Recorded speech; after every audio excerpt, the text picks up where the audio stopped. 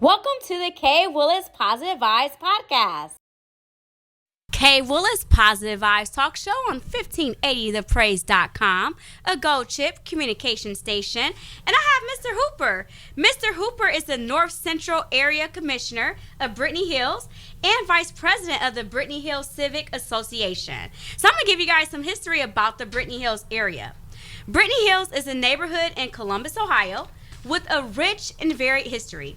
Its origins trace back to the pre-Civil War era when German settler Johann Christian Hell, and I apologize if I mispronounced that, operated a stop on the Underground Railroad along Alum Creek at 1891 Sunbury Road. His home still stands today, symbolizing the area's early commitment to freedom and refuge. In the early 20th century, the development of rail lines transformed the north central area, including Brittany Hills, into an industrial section of Columbus. This industrialization spurred the residential growth, with housing initially built near the rail lines to accommodate workers. Over time, residential development expanded throughout the area. The neighborhood's evolution continued through the mid-20th century, with many well-kept homes dating back to the 1950s. Architectural styles in Brittany Hills include ranch-style homes, split levels, and Cape Cobs with vinyl siding, reflecting the suburban development trends of that period. Today, Brittany Hills is recognized as a community nestled in nature, offering proximity to downtown Columbus and local businesses dedicated to giving back to their community. The neighborhood's rich history, from its early role in the Underground Railroad to its mid-century suburban development and recent challenges, contributes to its unique character within Columbus. So thank you, Mr. Hooper. I'm so honored to have you here this evening, and it's a pleasure. And I am honored to be here, because I am a 54-year resident of Brittany Hills, and I raised my four lovely children in the community of Brittany Hills, and it was a housing development for beginning homeowners. It was a subsidized development, subsidized by the government for first-time homeowners to have the opportunity. The federal government came in, and it was a development at that time of 434 houses. Like you say, split levels, ranches, and when we moved in Brittany Hills, you had to be a family and you had to be married. It was designed. It was the best family ownership that a person could have. You had to go to a housing program to learn about home ownership. The federal government really envisioned what home ownership meant to a family, and they developed that in that sense. My wife Sylvia, and my wife and I, of 55 years, raised our four wonderful children, Deacon, DeVille, Devon, and Dorado, in our Brittany Hills community, where we have lived for 54 years at 2517 Bethesda Avenue. This subsidized government single-family housing program was one of the best in the country. It was built especially for families to get a house. In a housing program, you had to be married and have a family. Like I said, the family of three. A family of three. What the government did, they calculated a family of three people with an income of $4 an hour. $4 an hour. $4 an hour. With food, gas, water, electric bills. Our mortgage came out to be $42 a month. I wish we was back in that time. $42 a month. Just imagine. Okay. For 25 years with no taxes. Only going up on your income mortgage as your income went up. For a 21-year-old man with a family, this housing program was great. You did not have to get a bank loan. All you had to do is follow the housing program rules. You had to attend a 6 6-week program. In a 6-week course, they taught you the housing rules and guidelines that you signed off on, that you had to follow for the health and well-being of the development. After 6 weeks, you got a sign-off copy of this written commitment, and the house was yours. This was evening the housing playing field. Mm-hmm. The average working income person would have ownership of a brand new 3-bedroom living room with basement and a half-acre of property in and around the homes. This made a man feel of importance. His wife and kids feel of importance of being proud people of home ownership, and raising a family. Let me tell you about all the perks that came with your $42 mortgage payment. Okay. A percentage went into a escrow for fix-up to keep the structure damages for a fix-up foundation, plumbing, heating, all came out of this money payment, with the government matching it to keep all the houses up to good standard code, in which the Metro Housing Authority inspected 2 times a year. And then going to our center, and then later on, out of the 432 houses, our family center was built at 2618 Bethesda with 10 acres of property. This community center raised all of our families. We had all type of functions. It consisted of 2 big rooms, a kitchen, and a big women's and men's restroom. We did all our family events there, weddings, graduations, everything. It was the lifeline of our community. This center raised our community. And all type of events was there. We had to vote. We voted there. Mm-hmm. Everything. That's what people come to vote. You met people coming and going. You didn't have no strangers in Brittany Hills, because functions was going on all month at this neighborhood center for the whole 54 years until they closed it down.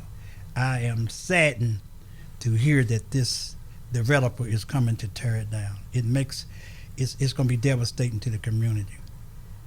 Our marquee that says "Welcome to Brittany Hills." That's where when people die in Brittany Hills that lived there for 50 years or more, or don't live there now, that's where they have their repasses sometime, right there at that marquee, because they had so many exciting things to happen there with their families, and it's just devastating. And I'm hoping that the public hear us to come out and focus on how we can get somebody to buy this property, because I believe the federal government meant this property to stay in the hands of the upkeep and the community of Brittany Hills. And that's why I'm here to put this out to the public. We need help. We need somebody to buy. We need a developer that's is interested in single-family homes. Single-family homes is very important, because we've had apartments in Brittany Hills, and they all had to be torn down for crime infection, not keeping up on maintenance. We had 4, and we had to tear down all of them and build them back with single-family homes. And single-family homes is the key to families, and I'm hoping and praying that people hear us on this interview to say, how come we can't keep this as beautiful single-family home that gives kids and families inspiration to reach out and own a property? That's the best investment that a household could have. Yes. And I want to thank this program for having me to express this. We need to have the news people, anybody, to give us a shout out, to reach out and let us know what this important property was designed to be for strong family houses. Well, it sounds as if Brittany Hills is a strong community, we stated in the beginning, the pre-Civil War era with the Underground Railroad And once again, when you have the Underground Railroad, it's not in apartments, it's in the house, right? Yes. They have to go underground in the house to get to their destination. Yes. So, and with that being said, it's a house that we're still talking about, and the development and then the enrichment in the community. You have 55 years in the community. Then this center on Bethesda, it was where people had graduations, people had weddings, events, all of that information, and now they just want to tear it down and just put in an apartment complex that has no sense of community, no sense of history, because this is a historical neighborhood. So we want to preserve the history in that neighborhood. On Mock Road, there is a home right off of Sunbury Road where it was part of the Underground Railroad. Then you also have Margaret Agler's house up the street. Then you have other parts of Sunbury Road, Underground Railroad. And then you have in Westerville, across from Otterbein, you have the Hamby House. And I used to be a volunteer for the Hamby House. And so that's part of the Underground Railroad as well. So that whole area is enriched with the Underground Railroad. And once again, housing. That's housing. So we want to preserve the area. Now, what do you see as the key benefits of keeping Brittany Hills? And we kind of went over that, primarily a homeowner community instead of developing apartment complexes. And that's what we were, basically saying. Well, what I see is that Brittany Hills is settled in between family homes. It was the mission of Columbus Metropolitan Housing to have low income housing in the home ownership in northeast side of town. Everyone deserves to have a home to call their own. And that's what the goal of this vision when they developed Brittany Hills. It was developed for the average Joe making a minimum income to be able to own a home without having to go to a bank or can you imagine somebody making $4 an hour trying to go to the bank and ask for a loan? The government realized that. Right. He knew that wasn't going to happen. And the average black family wasn't going to get that loan. And so they took all that out of the scenario. You don't have to go get no loan. We are your loan people. We going to advocate for it will fit your income. And that's how we was the proud owners of our property because of this government subsidized family development. And it's been wonderful. I think we one of a kind. Yes. And we still around. We got a wonderful Civic Association. We got a wonderful North Central that works hard to make Brittany Hills and our 10 communities the best it could be. See, North Central has 10 communities up under this umbrella, all in the Underground Railroad corridor. That history was once the slave runaway way to get to freedom. And I think that's important. They should know that this was history. And that land was meant to stay in the hands of the Brittany Hills community. And I hope some kind of way. And I'm telling city officials, government officials, federal officials, reach out and help us because you all was instrumental in making this possible for the average working man. And I worked for 42 years on my job, and it was wonderful to be able to have this opportunity as a very young man. Yeah, so we want to, like I said, preserve this community. Brittany Hills, a strong development, and like I said, for the average Joe, $4 an hour to be able to buy a home, and then for them to help the money from escrow for repairs, to put that money in for repairs. They did the inspections. Yeah. But they helped you guys so you could do the repairs. And all of that set it up and also planted a seed for not only your kids, but your grandkids. So everyone can have homes because your kids are homeowners as well because they saw their parents live in the home, the opportunity that they got, that blessing that they got. Right. Yes. Yes, that was right. They got the blessing. They seen what it meant to enjoy a single family home. They was very proud, and I'm very proud of my 4 kids because they visualized what Mama and Daddy taught them.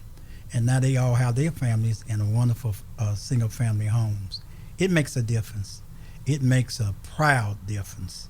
And I'm so proud of them and all the families in Brittany Hills because they've seen a vision that they want to carry on for families on and on and on, grandkids, great-grandkids, where they'll know that property is a well-needed investment. That's an investment that'll never leave your family if you protect it right. A property investment, generational. Yes. We're talking about generational wealth. That's so what you're when you talking have about. that, you can have generational wealth versus just the apartment buildings. It's a revolving door. One person in and one person out. And we are highly aware that there is a shortage of homes in Columbus, Ohio, and we're not stopping that. We're just saying not in our neighborhood. Not in our neighborhood. That's all we're saying. We just want to preserve that history. And if you want to help and continue on with the history, then build some houses. That's all we're saying. We're not against it. Build some houses, or once again, let's make some more traditions. Maybe let's make that area back again a community area for the kids to have somewhere to go after school, where they can have mentorship and we can help mentor the kids and they can do stuff, because we also have historical across the street, the Valley Dale. 130 years old. 130 years old. So we have all this history down on Sunbury Road, and we want to keep it. We talked briefly before our interview about the neighborhoods in Columbus and how they want to preserve the history. You can't even change the windows to a modern window. Nope. We got historical places like it all over Columbus. All over Columbus. So you can't even change the window to a modern window. Well, we want the area to stay where you can't just throw up these apartment buildings. We want you to throw up some houses, even if it's small houses, the tiny houses. It's a house, and it could show a family and generational. We want to keep it generational wealth in that neighborhood. That's what we want to do. So, yes. Very important to a family. And pass down that generation wealth on down to the history of the family. And that's very important. And it seems that for some reason, we want to do away with that, and that's really bad. That's not teaching investment. That's not teaching the strength of investment that you want to have for families. You're supposed to motivate families to be very, very astute on what ownership means. That's an investment that will protect you for life.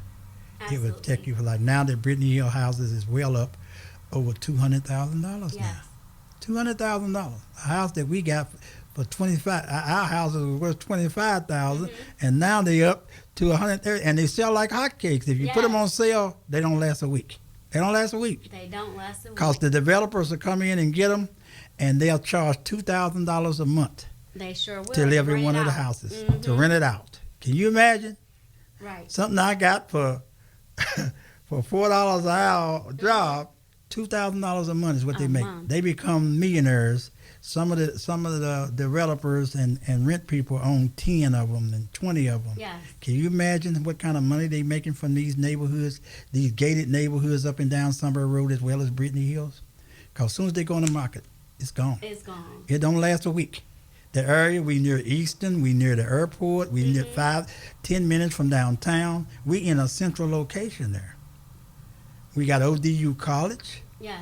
We got all this area. And Easton is the gateway to Easton. So everybody wants, I'm getting calls every day. Do you want to sell? Do you want to sell? Do you want to sell? Text. You want to sell? I see you out here. Yeah. Do you want to sell? I said, no, man. No, don't call me. Take me off your call list. Take me off your call list. This house, as long as I got breath, and I'm telling my kids in my will, do not sell it to everybody. Everybody's gone. I got 4 kids and 12 grandkids. Until they leave this earth, I want that Hooper house to be there. It's going to be there. I hope y'all promised me that it would be here. Yes. We don't sell property because our forefathers had too long of owning property. Because I can remember my granddaddy said black men weren't allowed to own property. No. They had a lot of redlining all around the country. You weren't allowed to own houses and property. And we was fortunate as a 24-year-old black man to own a property. Some of us was the first ones that owned a house. My parents didn't own a house. My daddy was a coal miner for 45 years, and he wasn't allowed to own a house in the state of West Virginia before I've been in Columbus since 1962. So it's very, I'm a very proud resident of Brittany Hills, and I just want the Columbus to see the vision and the importance of single families like I do, because it's very important. It's very important. Please see the importance of owning a single house and raising a family in a single house property. And with that recreation center that raised all of our kids, it sent our kids, they learned our kids how to swim, after school programs. It was a resource that when you came from school, we had every program down there that you could think of. Every program. And one good thing, that's where we used to vote at. That's where we went to vote. We could walk to our voting precinct for all of that area in and around Brittany Hills, which now not only represents 424 houses, we have annexed a lot of neighborhoods, Anvet, Mariset, a lot of other gated neighborhoods into the umbrella. Even Eastern Glen is up on our umbrella as Brittany Hill residents that represent 220 homes that came through our north central umbrella. So we got 3 or 4 gated that represent about 2,000 houses in all. That represents the Brittany Hills community. And which city council work with us, because they know we got a whole lot of households that votes is very important when it comes to election time.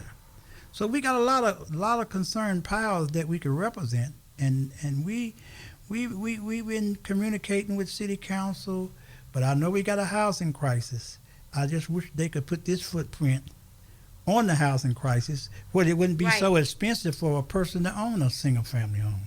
If they can get any type of program like we came under, in some type of government, federal, state, to collaborate and say we're going to take some of this money expense out of it, we wouldn't have a housing crisis. Right.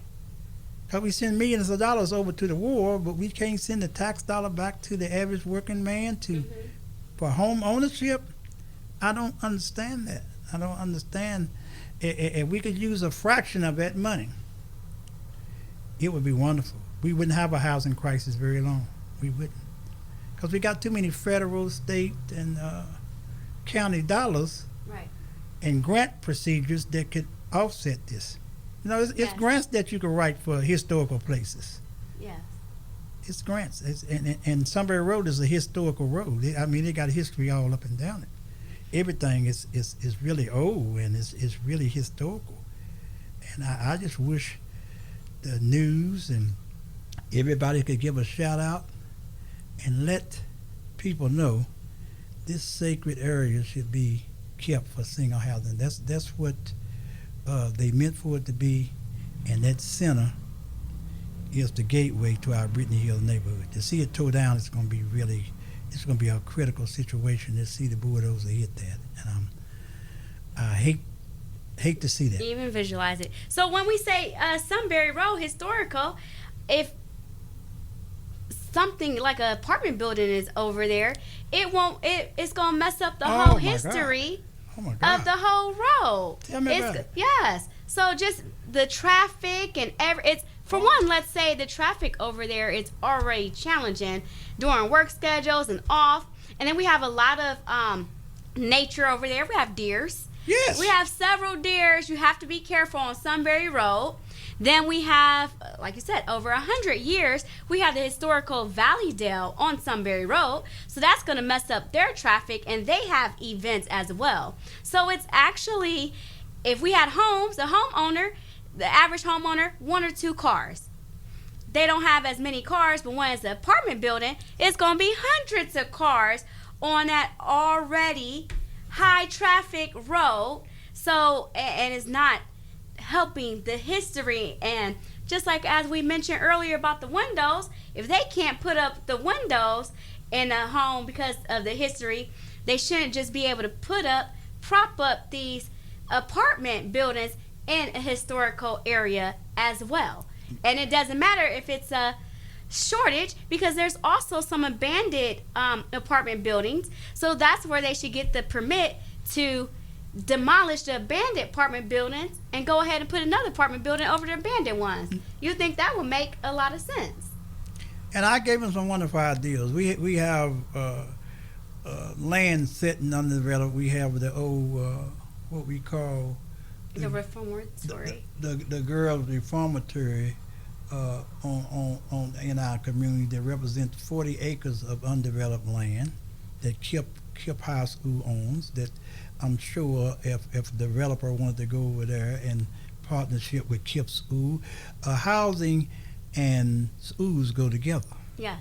And they got 42 acres of land.